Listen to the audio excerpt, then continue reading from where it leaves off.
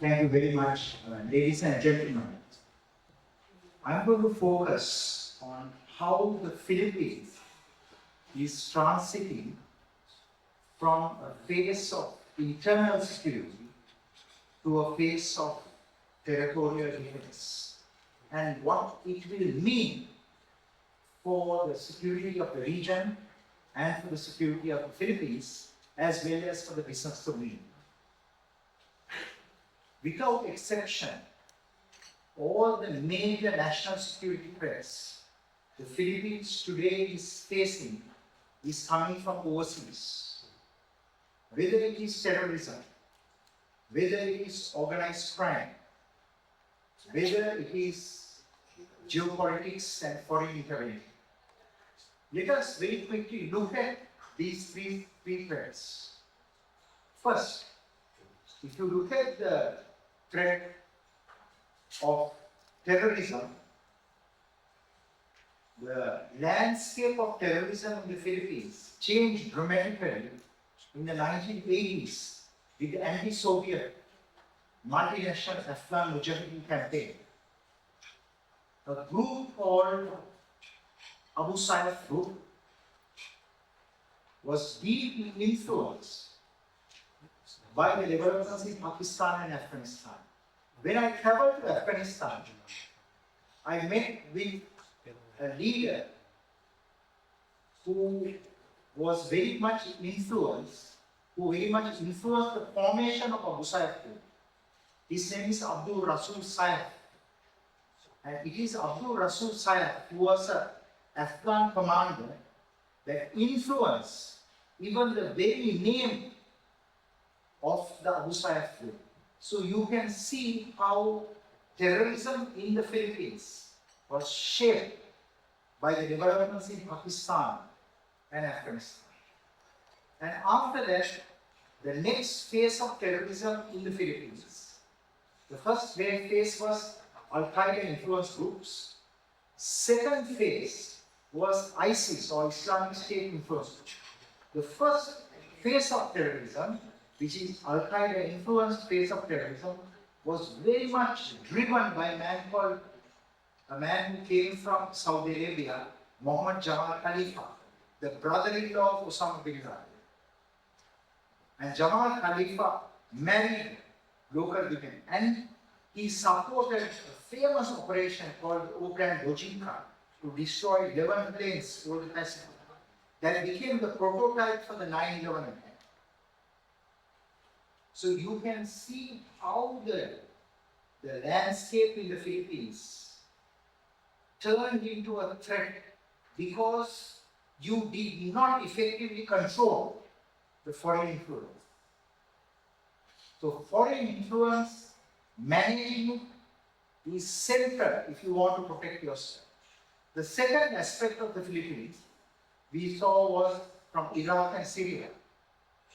ISIS. I myself met with General Amir, met with General Lorenzan, and I said, ISIS is taking root. But the Philippine military at that time had a reservation. Are the Arabs going to come here and do operations? Yes, they did come. But more than that, the Arabs influenced the developments in the Philippines. That is why Marawi siege took place. So Marawi siege was local Filipino groups fashioning itself after ISIS. So we saw Dawla Islamia Sulu, we saw Dawla Islamia Basilan, Dawla Islamia Maguindanao, Dawla Islamia Lanao. So the Islamic State created their own capabilities in the Philippines by sending in fighters, by sending funds. Last year, I interviewed in the Zamboanga prison a woman called Mirna Mabansa. She was the ISIS financial coordinator. And I want to share with you, she married the first ISIS representative here who came from Malaysia and established the ISIS network. So once again, this demonstrated the threat of terrorism without any exception was deeply influenced by the developments both in Pakistan, Afghanistan, with the Al-Qaeda influence coming, and later from the Middle East with the influence of the Islamic State. So you have to protect yourself from foreign influences. If you don't protect yourself from foreign influences, what's happening in Afghanistan and Pakistan, what is happening in Syria and Iraq, and most recently what is happening in Gaza, in Lebanon, in Yemen, is going to shape your security terrain. Let us look at crime. The threat of crime, once again, is very deeply shaped by what is happening both in West Asia and in South Asia. Why do I say this? Look at the flow of drugs. The most recent seizures, they're influenced by what is happening in Afghanistan under Taliban rule, the movement of both plant-based and synthetic drugs, heroin and other drugs are coming into the Philippines. And they are coming through a very big network that is spanning from Pakistan to Myanmar, up to Australia, Cambodia, Philippines. So it is in many ways what we see is deeply influenced by the developments in your immediate neighborhood as well as in those distant countries where there are conflicts. So that is with regard to terrorism, that is with regard to crime, serious crime and organized crime. Let us look at foreign intervention. The world was bipolar. Then it became unipolar because the United States is a hyper power. Today the world is becoming multipolar. Philippines is very strategically located. And today you are very deeply influenced to select either to work with China or to work with the United States. You can see the most recent, the most telling developments in the Philippines with regard to the South China Sea dispute. It is not only the Philippines. Excellency, I am very pleased to see the Indonesian ambassador to the Philippines here. So I want to share with you that it is also affecting the Philippines. It's affecting Cambodia, it's affecting Vietnam, it's affecting the entire region. So what does the ASEAN countries do? What do the countries in Northeast Asia do? General Anil met with countries in Northeast Asia and in Southeast Asia. How best to protect the Philippines during this period of high tension? How can the people of the Philippines, how can the sovereignty of the Philippines, how can the democracy of the Philippines be protected during this period? So it's a huge challenge. Should Philippines be aligned to the West? Should the Philippines be aligned to China? Should the Philippines be not aligned? Should the Philippines be a neutral state like Switzerland? Is neutrality going to be your foreign policy? Or are you going to have a multi-directional foreign policy? What is a multi-directional foreign policy? That is, you work with the Americans and you work with the Chinese to protect your country and to build your country. What is the foreign policy posture you are going to embrace? So ladies and gentlemen, what is clear today is that Philippines is pivoting from internal security functions to a territorial defense to protect itself. But will its new stand make Philippines stronger? Will it make Philippines more susceptible to foreign interference and foreign influence? Will you be challenged digitally more and physically more than you have been in the most recent past. So these are very probing questions that are going to shape the stability and the security of your nation in the coming months and years, and it's certainly going to affect the business landscape. I can only share with you what I know, and what I would very much like to share with you is that until now, the foreign threats is what has dominated your landscape, whether it is terrorism, whether it is crime, whether it is geopolitics and foreign affairs. The next phase, you're going to see major challenges.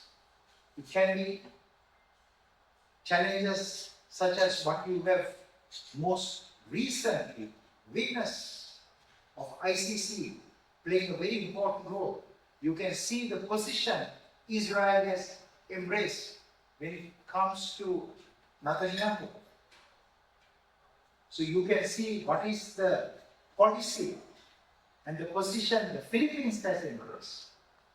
Is it driven by domestic political considerations? Is it driven by international considerations? But what is important is that you have just witnessed the very beginning of the new phase of the Philippines. What you are going to be subjected to, the influences that you are going to be subject to. So how do you manage this? I have three strategies.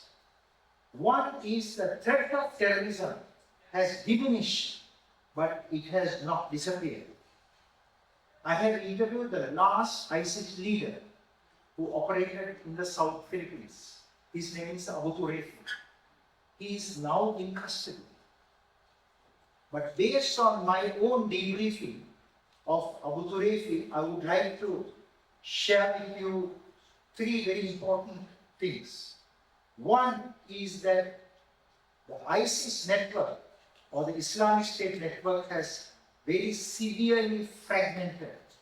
It has diminished to a few dozen fighters, largely located in the Lanao region and in the Maguindanao region, and just a handful of members in Sulu and Basilan.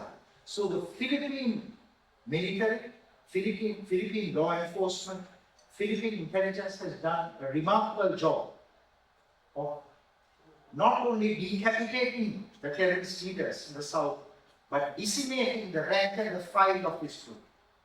And I want to tell you that you were able to do it because you built a super agreement with MILF. You co-opted the biggest and the most challenging insurgent group. So sustaining the peace with MILF and the other entities in the Philippines is crucial, because that will guarantee to you that there is no flow of fighters, no flow of recruits, no flow of sympathy and support to the ISIS or the Dawla Islamic. This is one. Number two is your fight against crime is becoming a challenge. Why do I say that?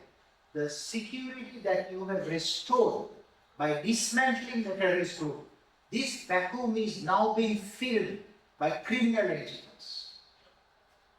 So you have to ensure that the military and the police both continue to operate in the south. Do not recall the military only for territorial defense functions. You need the edge of the military. The way the military officer thinks and acts is different from the way a classic law enforcement or a police officer thinks. Police officer is trained to fight crime. Military officer from a very young age, from the staff forces, is trained to think of national security, to dismantle the threat. So I personally believe that you must maintain those military intelligence capabilities in the south, even though the threat of terrorism has diminished to a point where you can all go and invest in the south. I just returned from a visit last year to the southern islands. And I want to share with you, Basilan and Suru are very beautiful. All of you should be the first movers and go and invest in it. Build your infrastructure there. Make your investments there.